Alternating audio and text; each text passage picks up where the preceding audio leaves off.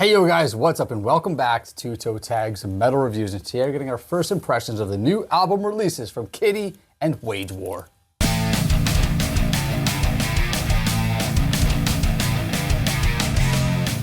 So only two this week that we're covering.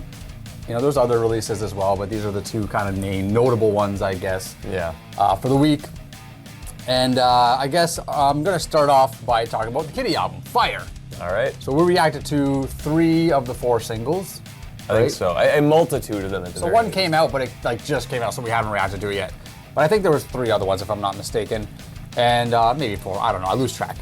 Anyways, they were all pretty good. I like some more than others, but I thought they were all pretty strong. After listening to the album, I feel the same way about those singles. I think they're the strongest songs on the album, at least on a first impression.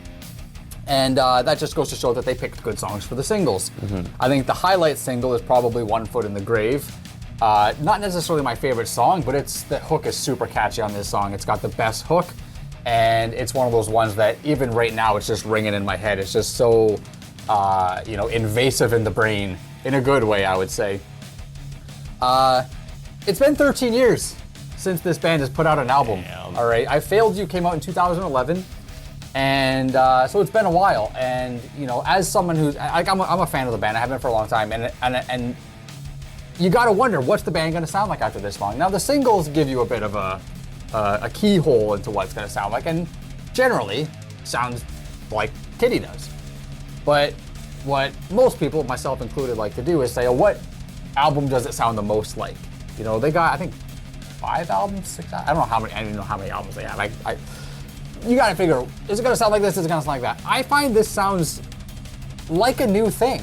Almost like this band's entering a new era, and that's something that's pleasing to me, knowing that they're not just trying to rehash stuff that they did before. There was only one song that kind of reminded me of past albums, and that was We Are Shadows. It reminded me of stuff from that song reminded me of stuff you'd hear off Spit, like maybe Paper Doll. And then some of it reminded me of stuff you'd hear from I Failed You, like maybe We Are the Lamb or What Have I Done. And that to me is really interesting, that you have basically polar opposites of their discography all meshed into one song. I think that's really cool, and it kind of shows that their character's still there. Some highlights for me, I would say Wound, I thought was pretty good. It's probably the most new metal-y sounding song on the album I found. I found it had a more new metal-y kind of riff on it. It sounded like something maybe you'd hear from like old Taproot or old Seven Dust kind of thing, which is they're right from that era too, so that makes a lot of sense. The crunchy riffing, then you got this screaming melodic vocals in the chorus, which is kind of something that's prevalent throughout the album, which may or may not break my overall feeling, because I felt like there was maybe too many melodic hooks on this album. You know, that was bugging me a little bit. Well, I mean, you know more about this band than myself. Are the melodic hooks something that was present in their previous work? It was. Yeah, it's not new, but it's like there's a balance. The bands that are both heavy and melodic, which this band is, you got to find a balance, right? In order, like, you can put so much heavy stuff and so much melodic stuff. I just felt like as far as melodic hooks go, there was a little bit too much on this album, and again, this is all first impressions. That opinion could change over time. Last thing I'm going to say before I pass the floor to you for this album is I thought the opening track, Fire, which is actually the single they released that we haven't reacted to yet, I think it's a great opener. I love the energy on this song, a nice hard-hitting opener. And there was one thing particular that I liked, and that was during, I think it was the choruses. Morgan's screaming during the choruses, which kind of contradicts what I just said about the melodic choruses, but she's screaming during the choruses on this one, but there's these like ghastly or ghostly background, like haunting kind of vocals happening. I thought that was really, really cool. And I only caught it the first time I listened to it, but something I'm gonna focus on my next listens to see kind of what's really going on there. But I thought that was really cool. And that kind of tells me that there's like stuff packed into this album that you might not catch on a first listen. So overall, I thought it was pretty good. I wasn't as impressed as I would have liked to have been, being that it's 13 years later and I've been waiting for an album for that long. I was hoping I would like listen to it and be blown away, and I wasn't. But that's something that could change with time. So overall, pretty good. But what are your thoughts on it? Well, my perspective is a lot different than yours, considering you are a fan of this band. This is basically my first time listening to like a full album, like on a focused listen from this band. Yeah. So I don't have any preconceived notion of they sounded like this and this is like that. I just came into this as basically a clean slate for this band, and I feel kind of similar that you do. I think it is good. Overall, it's pretty good. My issue kind of came from the album feeling very safe. And, you know, what you mentioned about having so many really hooky melodic choruses is a contribution to that. Kind of feels like every song is trying to be a single, but the actual singles stand out more than the non-singles. But I've heard those songs already, and the other songs I hadn't heard yet before today. So obviously there's going to be a distinction there. When you hear the single, it's familiar. You already know it. You know how it goes. It's already in your head. Right. But it's pretty straightforward. No real crazy wild strings attached. But it's not like that's a problem. It's a straightforward album. I liked the riff in Falter. That was pretty good. Vultures, that one had a better sounding hook, which explains why it was a single. Like just hearing it, I'm just like, yeah, you know, I'm feeling this one a little bit more. I don't know if you noticed this, but when I was listening to We Are Shadows, rhythmically, like the rhythm section and the verses reminds me a lot of Before I Forget. Like the verses of Before I Forget. I'm kind of singing that song on top of it, like, oh, it kind of lines up, which I thought was pretty funny. That one also has a good hook. I wasn't that huge on One Foot in the Grave. It feels like that one's trying to be the big melodic anthem, but the rest of the tracks are already trying to do that, so it dilutes this one. That's kind of my issue with that. Yeah. Eyes Wide Open is still my favorite song, because I remember I loved that one when we reacted to it. Yeah. I still enjoy that one quite a bit, especially as the closer. Yeah. The only one that doesn't have like the full melodic stuff is like the super heavy hitter at the very end. Ending on a strong point, yeah. Exactly, and so I really liked that song, but overall, it's a pretty good album. I feel like they played it a bit safe, but it's the kind of album where if you listen to it more, some of these hooks really, really crawl up on you. Or maybe some of them don't. Yeah, I think they do, and I think the more you listen to it, the more they will.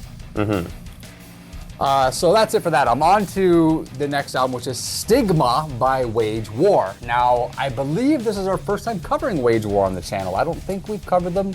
I could be wrong. We may have covered, they had an album in 2021 that I don't remember the name of, which we may have covered in the First Impressions. I don't remember that. Maybe. I remember, think so, I remember listening to Pressure, which is their, I believe, 2019 album, and I liked that album.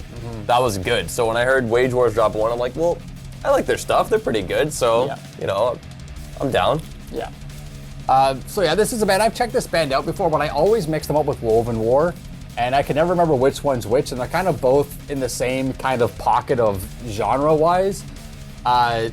Similar in a way, like people might argue with that, but to me they're kind of similar. So I mixed them up.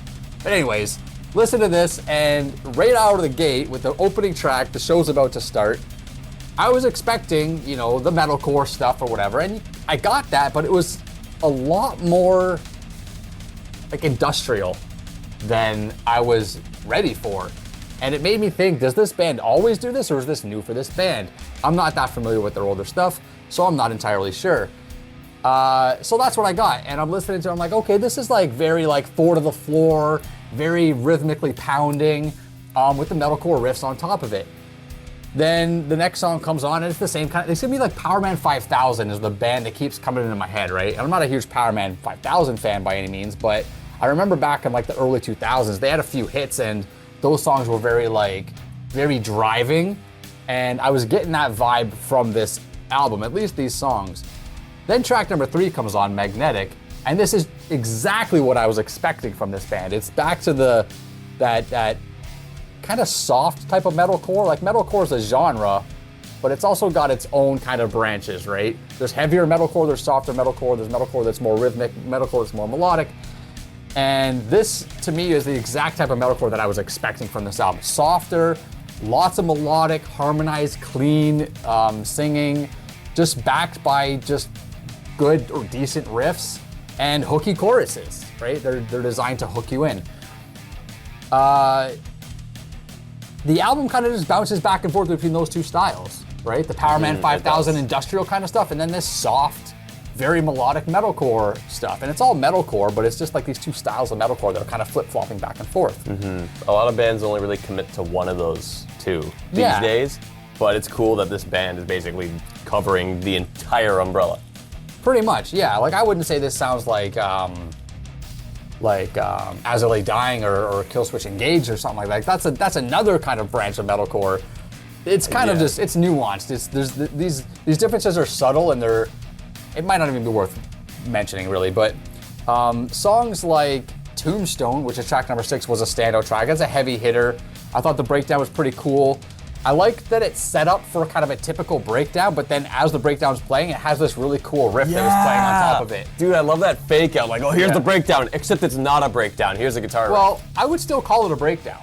I would still say that's the breakdown of the song. It's the breakdown section, but it's not performed as a traditional breakdown. Yeah. It's something completely different.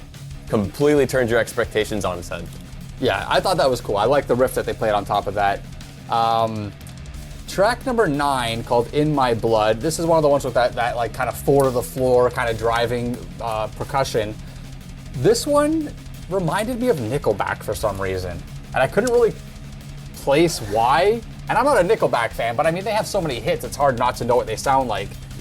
But this song reminded me of Nickelback, and I'm like, holy crap, like maybe this might be like Nickelback, but like the heaviness turned up a little bit. So I made a bit of a mental note in my head. I don't remember which song it was. I assume it was that one where I was reminded of Chad Kroeger's vocals. And I think it's the vocal style in the chorus that sounds like Chad Kroeger. Maybe. That makes you think, oh, I think that's what it is. This song also has gang vocals, which I don't know if Nickelback uses gang vocals at all, but that's something that's it's like anytime I hear gang vocals, I think it's deliberately put there to encourage the crowd to sing with you in a live setting, right? That's what the gang vocals are meant to do.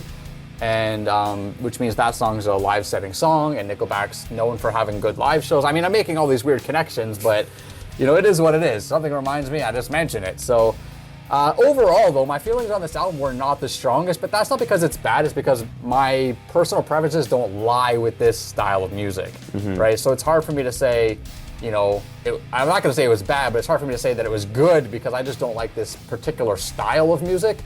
So I do think that whatever they presented was performed well, and I do like the fact that they kind of changed up their styles throughout the songs. I think that's a good thing to do to prevent an album from feeling stale or feeling tired or getting bored. So, you know, overall pretty good, it's just not for me. Fair enough.